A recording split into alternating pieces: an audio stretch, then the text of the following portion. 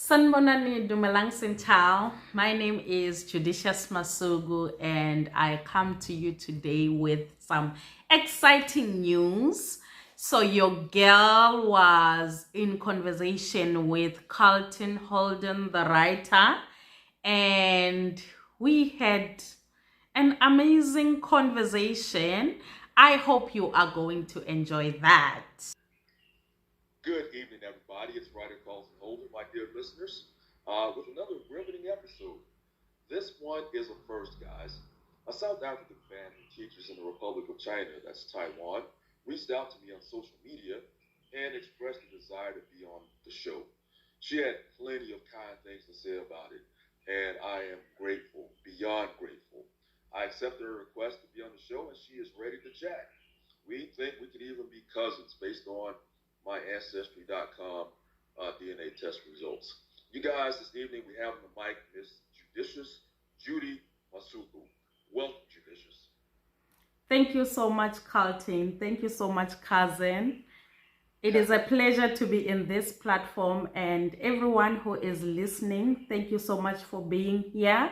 My name is Judicious Masugu. I am from South Africa and currently based in Taiwan. You can call me Judy, and I'm happy to spend this hour with you. All right, awesome. Okay, I'll do that, Judy. So, Judy, I'm impressed that you relocated to Asia, all the way from South Africa to extend your teaching career. You know, once in Vietnam and once in Taiwan. How is teaching abroad compared to your expectations, and what has daily life in those foreign countries been like for you? Okay. My teaching and living experience is different here from back home. The first country I relocated to was Vietnam. There was a lot of culture shock there because obviously it was my first time moving abroad. Adapting was kind of hectic, and it resulted me not to finish my contract. I was homesick and I couldn't stay longer because I was missing my family. I was missing the food back at home. Even my social life was not that great in Vietnam. I think I relocated to Vietnam ill prepared. I was ill prepared for the journey that was lying ahead. But now coming to Taiwan for the second time relocating, it was a bliss. I think I was more than prepared. I watched YouTube videos just to get familiar with the place, but not so much that I won't have new experience. And to be honest with you, I am loving my life here. There are a lot of challenges, obviously, but those challenges are manageable. One of the challenges, language barrier. The language barrier is so huge, especially where I am based. I am based in the rural areas, and communication here is strictly Chinese. So I had to learn the basic communication in Chinese. But I'm having fun. I love it now. Also, shopping can be crazy. Okay.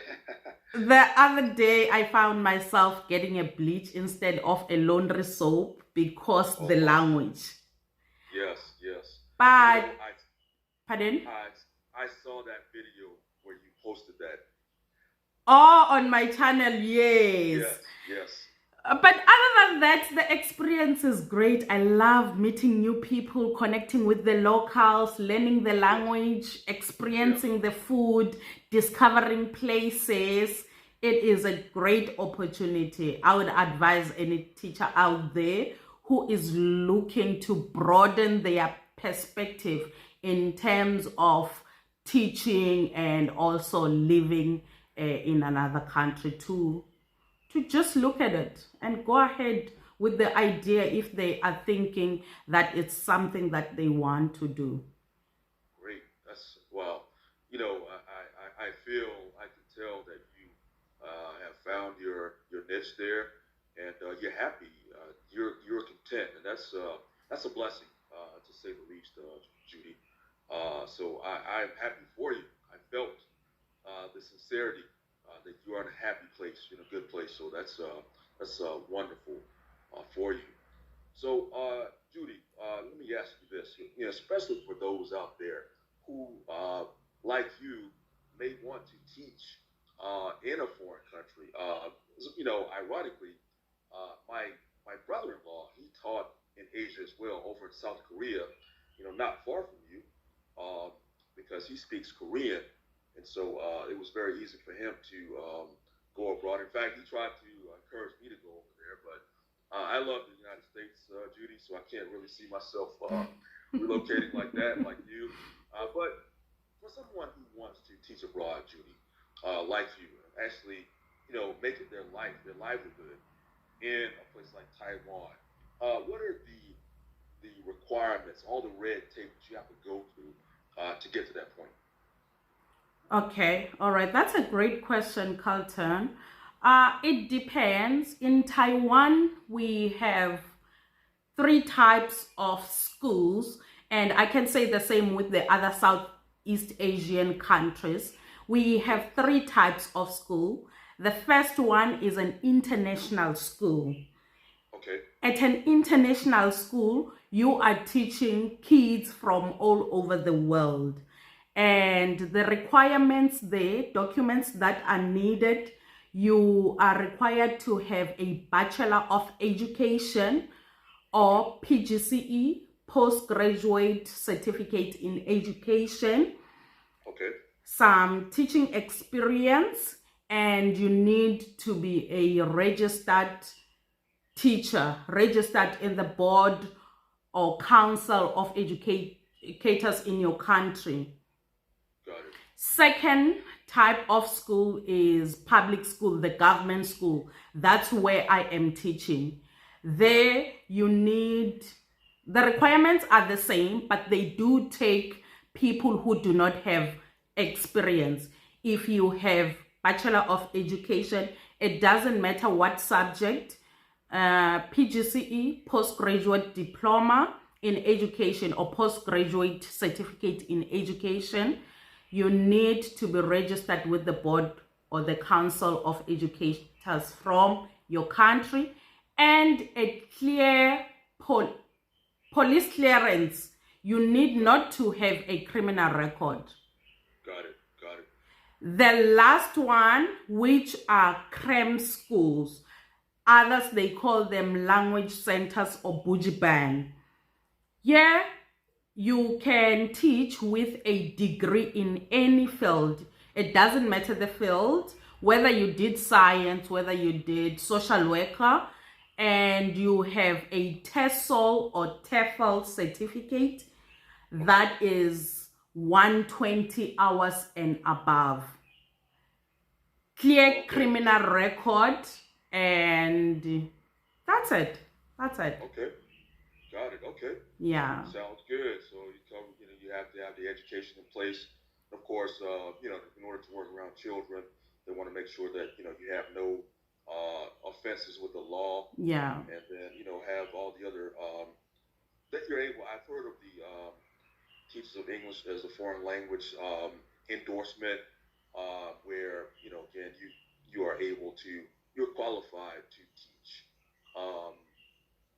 to foreign students. So yeah, okay, that was very great answer. I really, you made that, you expressed it in a clear way. So anybody out there wanting to do that, you can look into those things.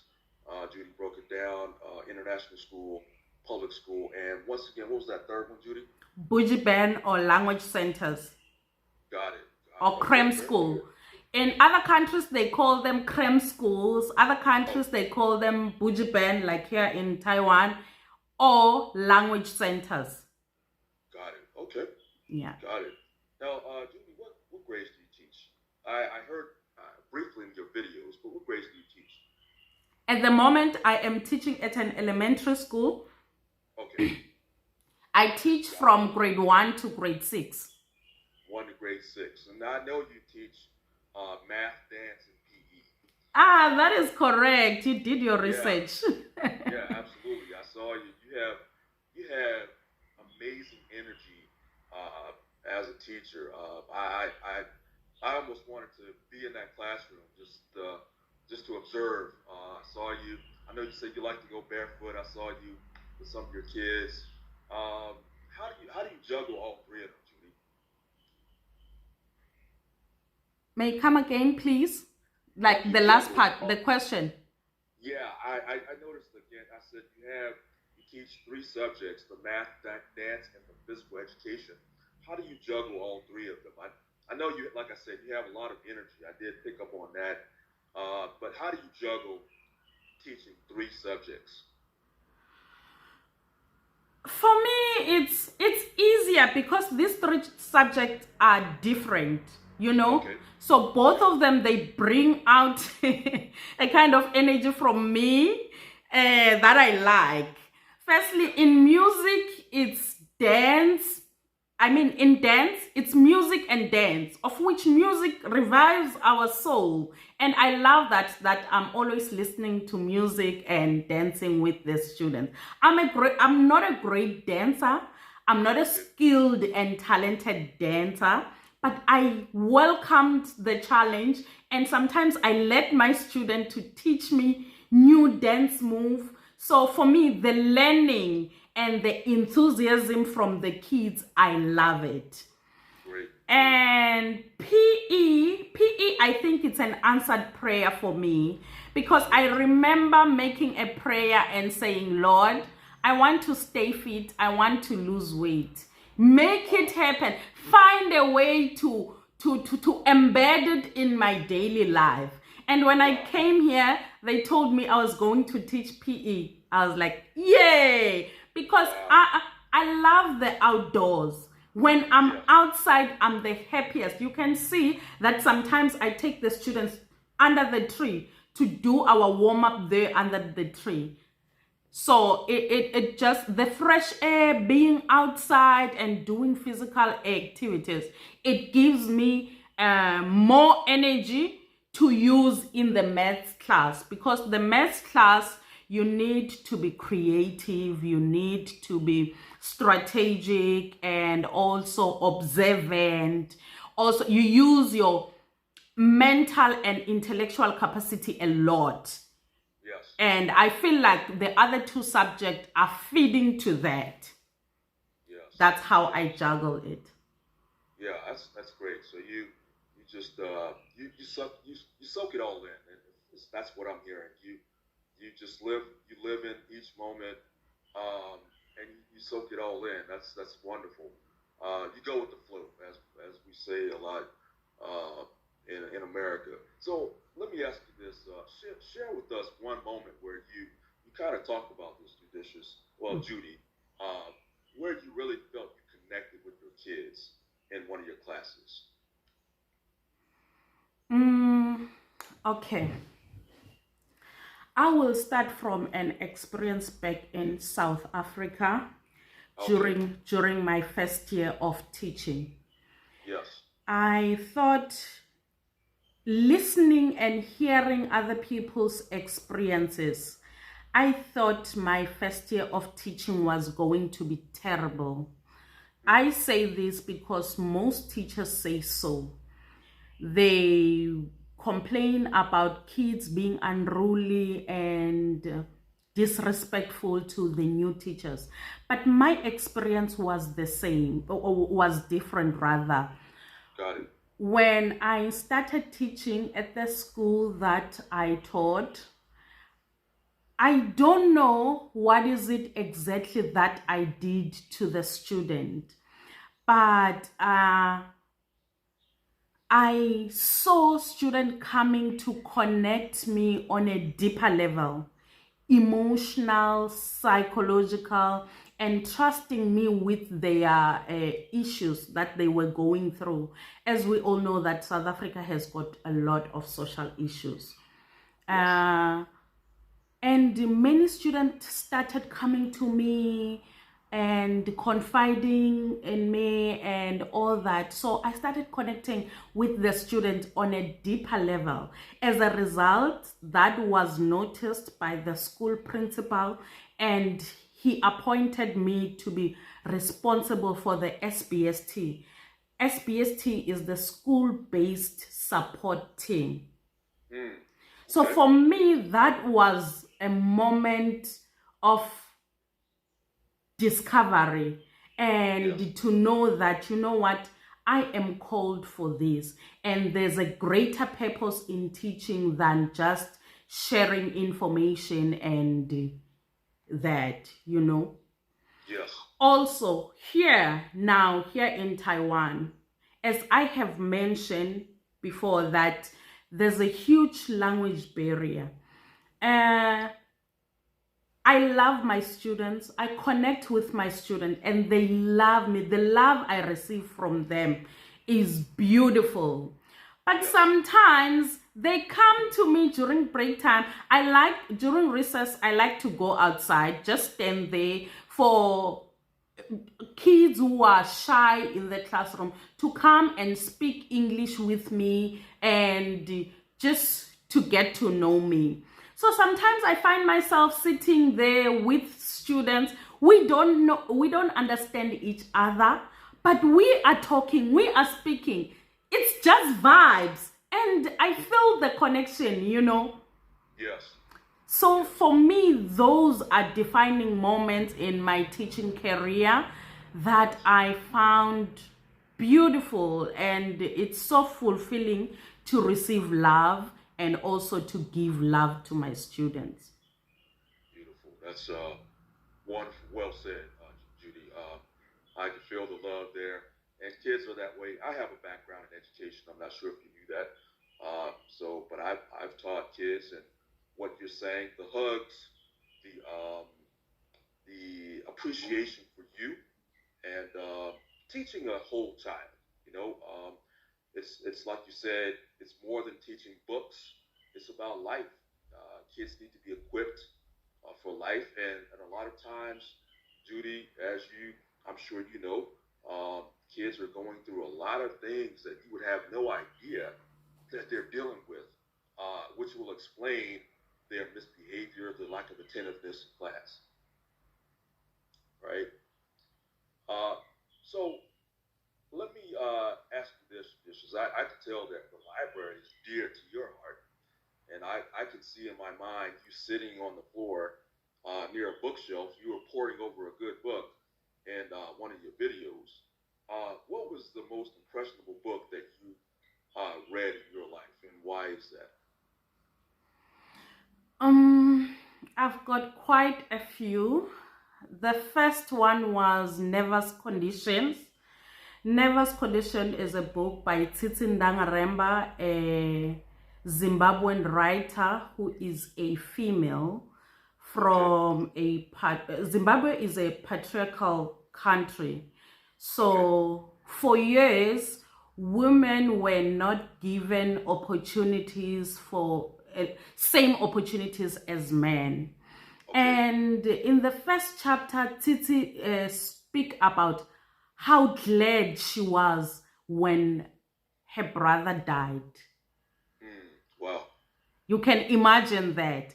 And not in a literal sense, but from a deep sense of wanting opportunities, because she says that now she's finally going to get a chance to pursue her studies. Wow. Because her brother, was he overbearing or trying to control her life? No, because families in Zimbabwe, they give preference to male. So they give opportunities to male. Male can go to school and study, but females, they need to stay at home and be homemakers. So for her, her desire was to go out there and make it. She wanted to study. Right. So now, when the brother died, it meant that she was going to get an opportunity to pursue her studies. because all those resources that her family was going to use on her brother now they will go pass on to her. That is true. That is true. So that was a book that first moved me. And second one, nice girls don't get the corner office. Nice girls don't get the corner office. I read this book in my first year of working, and I am also from a patriarchal society. So sometimes we as girls, as we grow up, we are taught that everything that we are taught revolves around men, you know, that you have to be good to men, you have to be, even when you are taught to do household chores, it's like clean the house so that you can be able to take care of your man. Learn how to cook so that you can be a great cook for your man. It's not like clean the house so that you can live in a clean environment. Right. Got it. So that book was it equipped women not to come with that mentality to the office, because sometimes, let's take for an example, there's a meeting and then now the people needs coffee. They will look at the woman that kindly prepare the coffee for the people, you know. But we are at the workplace, everyone is equal there, responsibilities are shared. Right. Yeah, so that was my second one. And the current one that I am reading is about, this one is deep. Is about the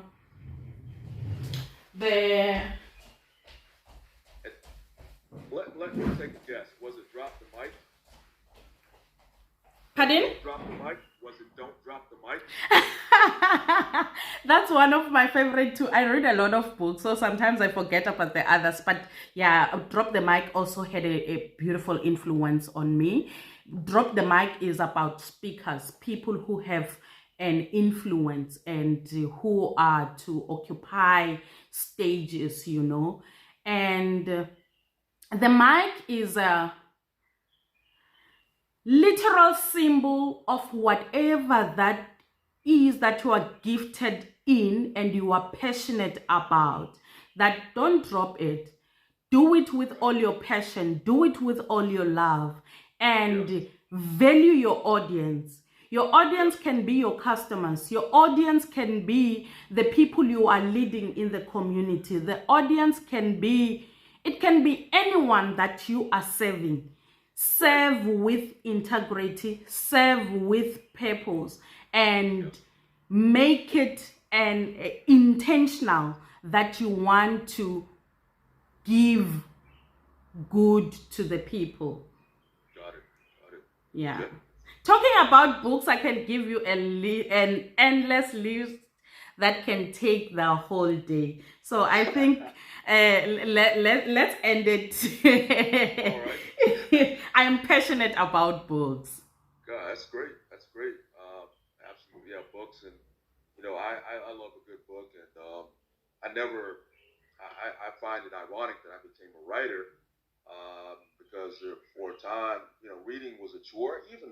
Even now, reading can be somewhat of a chore for me. But if you find the right book, I do and myself enjoy getting involved in a good book, and it brings me a lot of joy as well when people read and tell me about when I see reviews on my books or get feedback on them. So I get both ends of it as a writer. But Judy, like you said, we're going to shift gears, and in fact, this is going to get a little bit more personal because based on what I found on your YouTube channel. And by the way, guys, your YouTube channel is Navigating the Streets of Life with Judy. You can catch her on YouTube, Navigating the Streets of Life with Judy. So, Judy, I was looking, and I know that you are a mother of two. Is it two daughters, right? A mother of one daughter. Oh, one. Yeah. Okay, I'm sorry. All right, and you mentioned, with frankness, how difficult co-parenting has been for you. enlighten us on that, Judy. In particular, anybody in a situation like that where they have to face that question of raising a child alongside a parent that they're no longer romantically involved with. But how did that? How did you come to the point where you felt that it was a lost cause to co-parent with your daughter's father? Okay, I let me start by saying that I got pregnant at a young age. I was a teenager. Okay. We were both young and not matured. So he was my high school boyfriend. Got it. I got pregnant, and when I got pregnant, we stay in different areas. Okay. But he stays at where my school is. So I used to travel to school. Okay. Now, when we got pregnant, I think his parents kind of felt like we were young for this, and we were going to be a distraction to each other or one another. Okay. Now they decided to take him to a boarding school that was far from where we stay. Oh, wow. Okay. That created difficulties because I did not see him for my entire pregnancy. And in my culture, when you are pregnant, we go and introduce the pregnancy to the family. Yes. So the guy has to say yes or no. Yes, I know her. Yes, I don't know her. Okay. So before he left for boarding school, we went to the family. We got there and he was asked, "Do you know her?" He could not answer. Oh, wow. So he did not say yes, he did not say no, but he just couldn't answer. And that's where our friction started, our misunderstanding and all. So I can say that immediately after the pregnancy, we did not get along, and even the external factors were not helping. Yes. Yes. So and pardon? So you're saying, Judy, do you feel that are you saying that his parents silenced him, or did he just out of shame or fear just not acknowledge you? Is that what you're saying? It was out of shame and fear. I would like to believe, because he never denied me when he was asked outside of home. Maybe he was scared of the parents. I think so. Right. He has never denied him being the father of my child. Got it. Yeah. So that caused us to separate, and I gave birth. When the child was born, now the parents, they came to our family, so they acknowledged that the kid belongs to them, and they started supporting my daughter. Okay. The parents were supporting my daughter and also my parents, because we were young, we're not working. Yes, exactly. I had to go back to school the following year. I went back to school, completed my studies, and relocated to another city. He relocated to another city. So we were young, immature. We did not know about long distance and all that, but we tried even after a year to reconnect and rekindle our love and relationship, but it just never worked. Got it. Got you. Yeah, and at some point we allowed our differences to interfere. We were angry towards each other. We were mean towards each other. But at the end of the day, we had to make this work for the kid. Got it. Yeah. Let me ask you this, Judy, and this is going to really lead into my next question. Okay. But I know, did he have to pay, did his family have to pay damages to your family? I do know that about South African culture. Some, and it depends on like what particular family tribe you're from, though. I know that I think in the Zulu culture, may have to pay damages, and some others.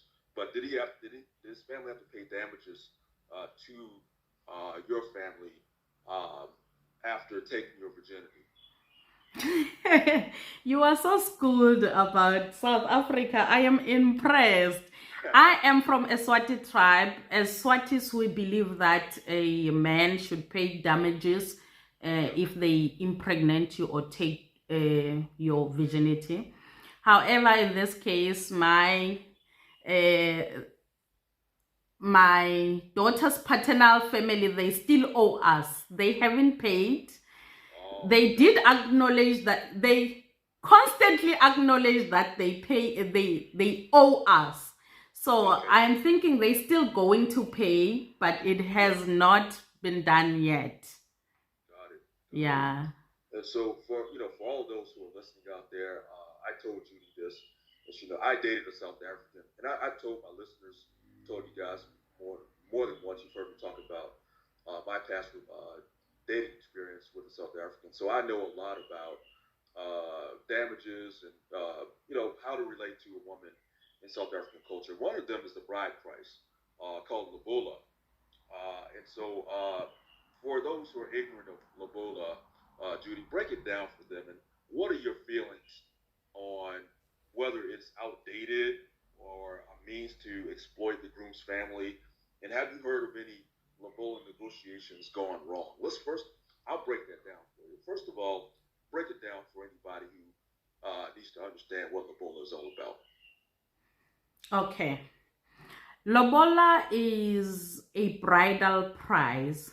So when two people agree that they are in love and they want to take their relationship to the next level, which is marriage, the man is required to pay a bridal price to the bride's family. And there's no set amount of this, depending on which culture and tribe you're coming from. Different cultures, different tribes, and different families, they do it in the way that suits them. Yes. So it not being like standardized, it creates a room for exploitation, because other families are being exploited in the name of lobola. Yeah. And others are just doing it because culture says. But for what purpose? For an example, me, I don't know for what purpose. Okay, when my father explained it to me, he says that lobola is an appreciation token to the bridal family to say thank you for giving us your daughter, because she is going to carry children of this new family, and she is going to forfeit the surname or last name or maiden name and take over the groom's family name. Yes. So the lobola, I think, according to my father, is for that, to say thank you that you are willing to give your daughter to our family, so that she can continue our family name. Right. And it's, and the way I expect to chime in with that, Judy, my ex was telling me that, it's like you said, because her family is taking a loss, this is a way for the male's family to say again, thank you, we appreciate that you're giving up this valuable young lady to our family. Yes. And also, have you heard of also? They say that it's like a symbol of the joining of two families.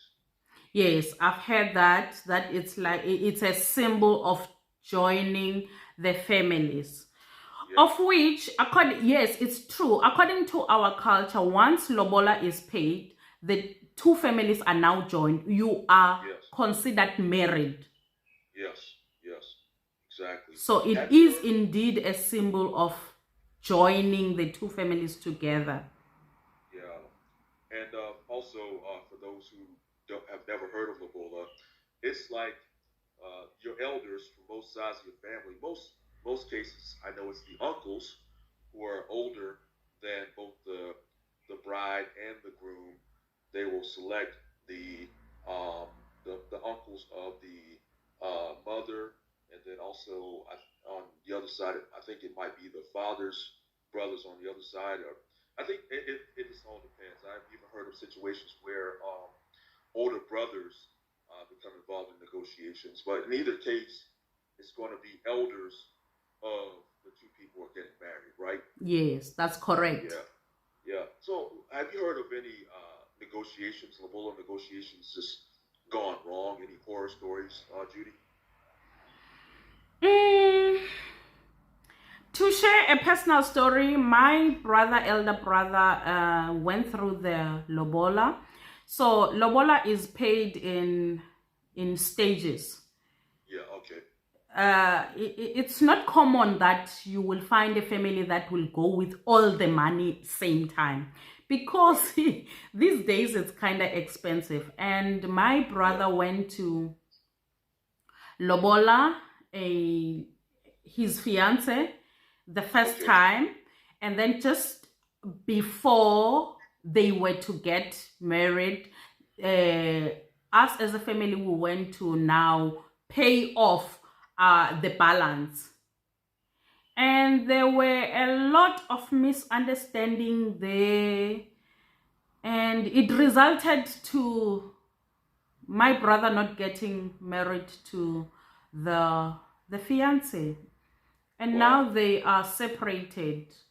And it all started on that day. There were like a whole lot of misunderstandings. Wow. So it can go sour sometimes. Yes. Yes. I think as a couple, you just need to stand firm on what is right for you and what is true to you. I personally believe that where love abides, the rest will follow. Even if I know that the lobola thing is a cause. In fact, is a cause of many separation before marriage. Yes.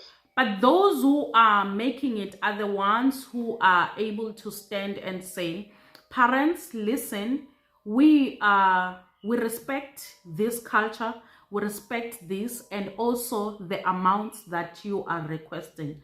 But at this moment, we don't have, or we don't believe that joining two families has to cost so much, Yes.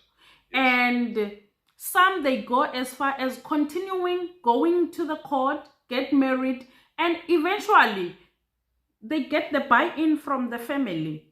Okay. Great. Okay. Great. So in other words, sometimes the families, the elders will agree to the couple. They'll compromise. They'll compromise. They are all. That is why before the lobola, there's a date that is set. It is called a lobola negotiation date. So you negotiate. That is why you have to select the strongest negotiators from your family. Yeah. Yeah. Yeah. Because I'll emphasize to listeners out there, lobola is a serious thing in South African culture. This is, Judy and I, we're having a laugh, but it's a serious matter. And once those negotiations are underway, and like you said, it has to be met in order for the couple, because officially, like you said, after it's paid, then they technically, traditionally, the couple is married. Yes, yes. Yeah. And you also So need the blessings from the parents. So usually the blessings are given after the lobola. got it, got it. So let's talk about you, Judy. What qualities does your ideal man need to demonstrate for you to say I do? What a question. For me, I need my ideal man needs to be a strong believer. Okay. I'm a Christian. I believe in Jesus Christ. Yes. But I think now, growing up and having been exposed to different people, I am open to meeting someone from maybe other, denomination or belief system. But be a believer, be a firm believer. I want to see you believing in something. Right, right. Got it. He must be a believer, and he must be willing to take some time and study themselves, know their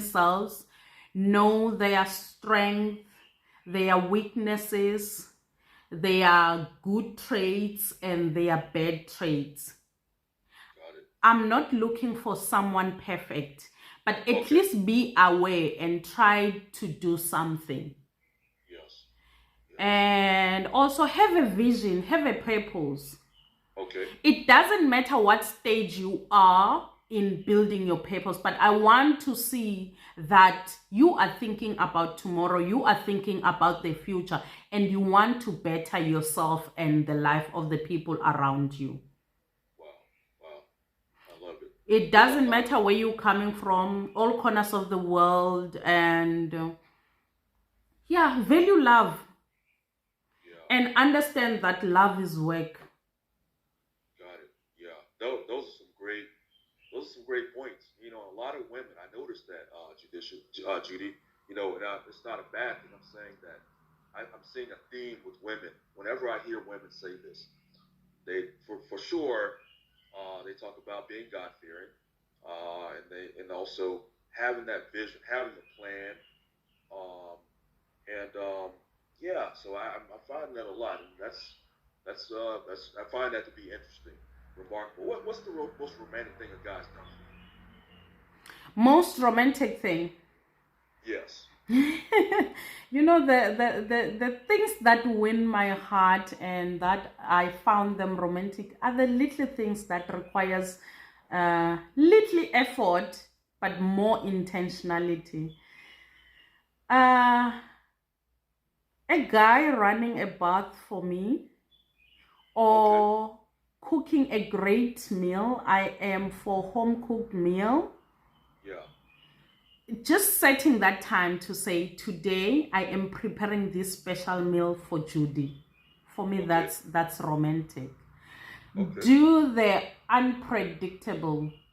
Let me find something in my pocket. If you know that I've prepared my outfit for the day, maybe it's a blazer and jeans, let me find something in my pocket, like a little note or a love letter, or in my bag. Just surprise me with the little things. Yeah. Yeah. Okay. That's pretty neat. All right. So, Judy, I also saw, and I find I like I told you, I love your energy. You're a positive person. You're a kind person, bubbly person. You're just a down to earth person, and I picked up on that energy doing research for you, and I found it interesting and respectable that you were honest about your struggles with money management. Um, so, can you share with us a little bit about like what was like a financial low for you because of these money management issues, and what have you learned to be better with money? Financial low. It was Last year was crazy for me. It all, Okay. it all. that's where I realized that I really, really have a problem with with money. So Yes. last year I was hit with minor depression. The doctor said I had depressive moods, Uh-huh. and I was just not well. I was not okay. Yeah. I decided to, I knew that I had no savings, I had no plans, but my health required me to just resign without a plan. And Yes. it was during the time where I was at home, staying at home, where it Okay. hit me the most that, you know what, you had opportunities for you to save money, for you to prepare for days like that, but like this, but you did not do that. Yes. So there was a time where I had 0 cent, like a negative balance in my bank account. Yes. There was a time where I had to eat what is available in the house, not what I want. I had to Right. prepare what was available, not what I wanted to prepare. Yes. And I became a needy person, asking people for favors, you know. Yeah. Yeah. So that was the lowest point for me. It's not wrong to reach out for help, but Right. also we need to be responsible, Absolutely. Yep. especially for our finances and our health. Yes. Yes. Yes. Totally. And and I'm sure that taught you a valuable lesson. And you just said that. Money is, the Bible says, it's for protection. And when you lack it, you feel a powerful sense of lack. Like you said, Mm, you have fewer choices in what you eat, where you live, what you drive. Uh, the list goes on. Can you get married or not?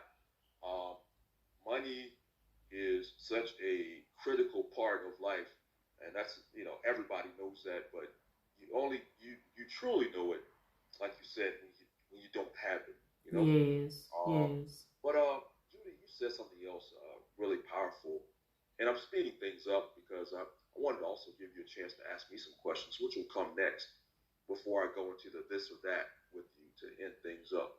Uh, you said that you wanted to have your feet washed by Jesus. I was blown away by that.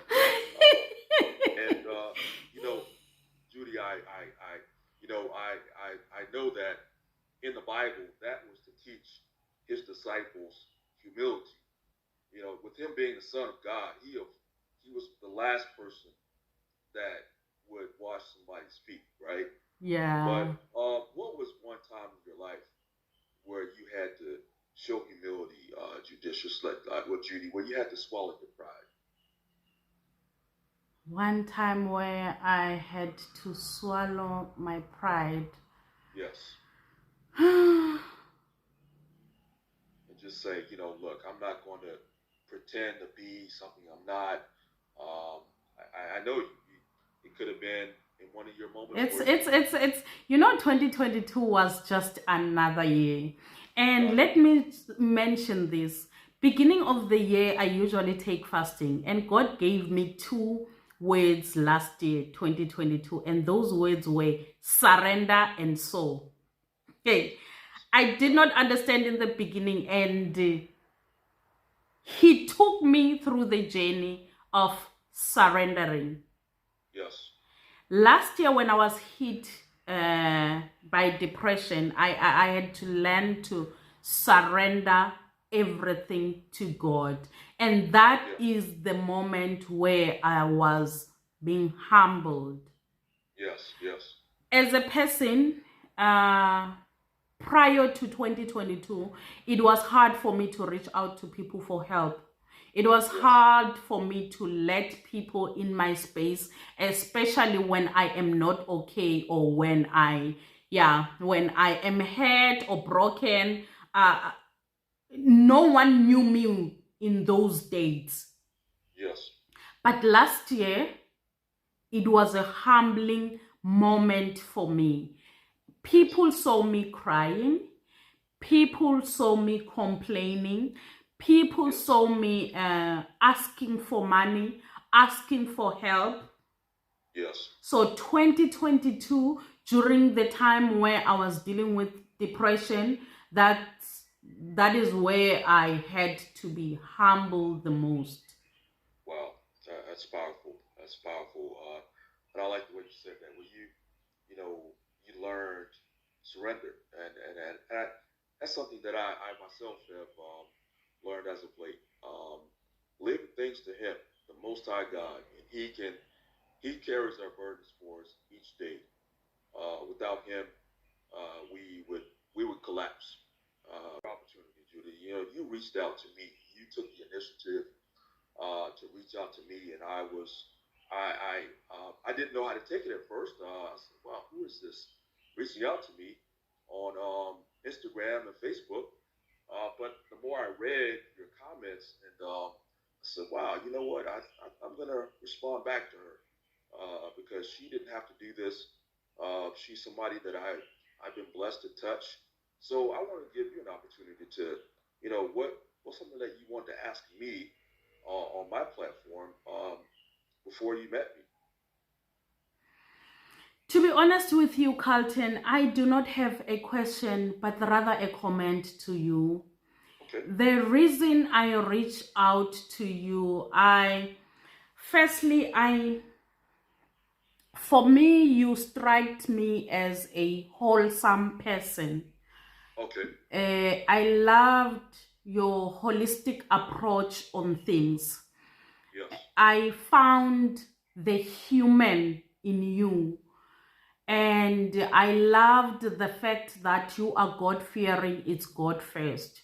I remember I was listening to your podcast and you were talking about, is it sexual connection, or which one was it? Sexual tension. Sexual tension. And you did share that it happens to everyone.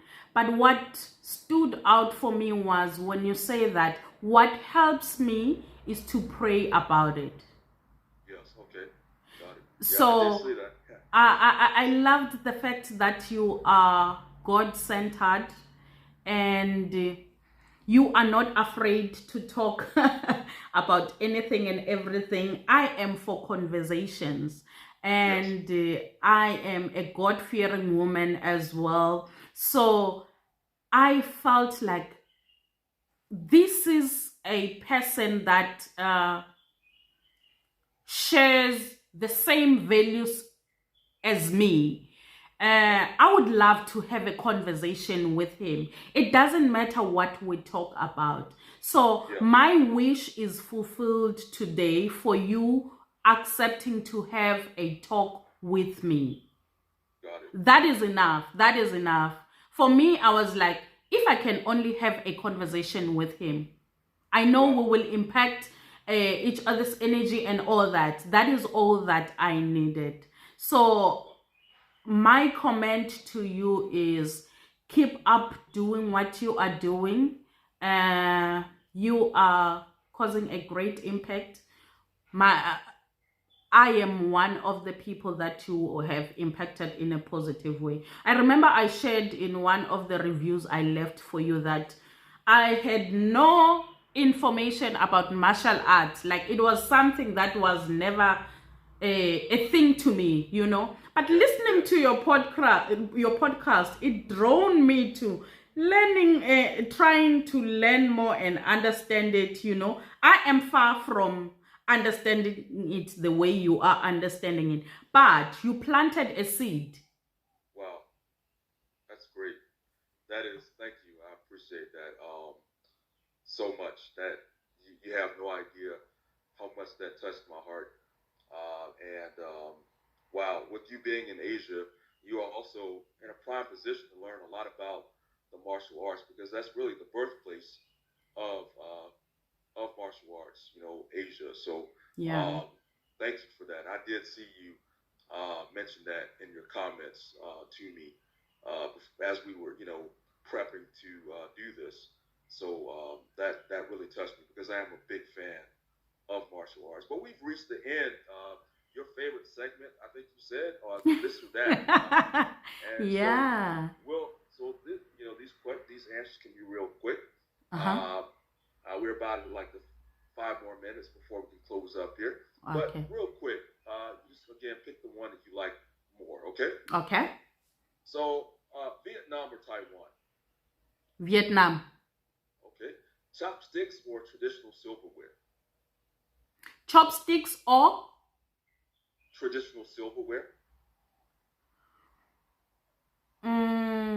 chopsticks. Okay. Working out or hiking? Hiking. Cleaning the kitchen or the bathroom? The kitchen. Do you have a better eye for clothes or a better eye for men? Better eye for men. Okay. Getting your hair done or doing someone's hair? Getting my head done. Okay. Novels or poetry? How can you do this? No, I'll have to go with both. Okay. All right. A date at the Metropolitan Museum of Art in New York City or the Louvre in Paris? Museum of Art. Okay. Are you the caretaker in the family or the one that's taken care of? Am I? Are you the caretaker in your family or the one that's taken care of? I'm the one that's taken care of. Okay. And lastly, tell us about the last time you cried or the last time you lied. Oh, okay. So the last time I cried, it was last week. I was missing my daughter and I was missing home and I started crying. Wow. Wow. Yeah. I can imagine. I can imagine. And I can tell that your daughter, you're close to her. And I did see you at the airport on I think your first time coming to, you were flying to Vietnam then, I believe. And so, yeah, I can tell you're close to your family. So wonderful thing. But Judy, we have come to the end. And so thank you so much for being with me. I have enjoyed having you. Thank you so much, Carlton. Thank you so much for this opportunity. This was a great chat. I enjoyed connecting with you. I enjoyed connecting with your listeners. Absolutely. That's great. And so once again, guys, so Judy, tell them again how they can connect with you. You can connect with me on Instagram is Judicious Masugu, on YouTube Judicious Masugu, or Navigating the Streets of Life with Judy. Sounds good, Judy. You guys, thank you so much for listening. As always, you can catch me on writercarltonholden.com, on an Amazon nearest you. I have audiobooks coming out for my book Niger Baby, and also Genocide Rwanda, the book on the Rwandan genocide. You can also catch me on udemy.com. That's where my German assessment is for a small price. You guys, thank you so much. Judy, thank you once more for being with me. Thank you, Carlton. Absolutely. You guys have a wonderful evening. This is writer Carlton Holden and Judy Masuku signing off. You guys have a wonderful evening. Bye-bye. Bye. All right, Judy, we have done it. We have done it. All right. Wow, that was, man, I think I got goosebumps in there somewhere.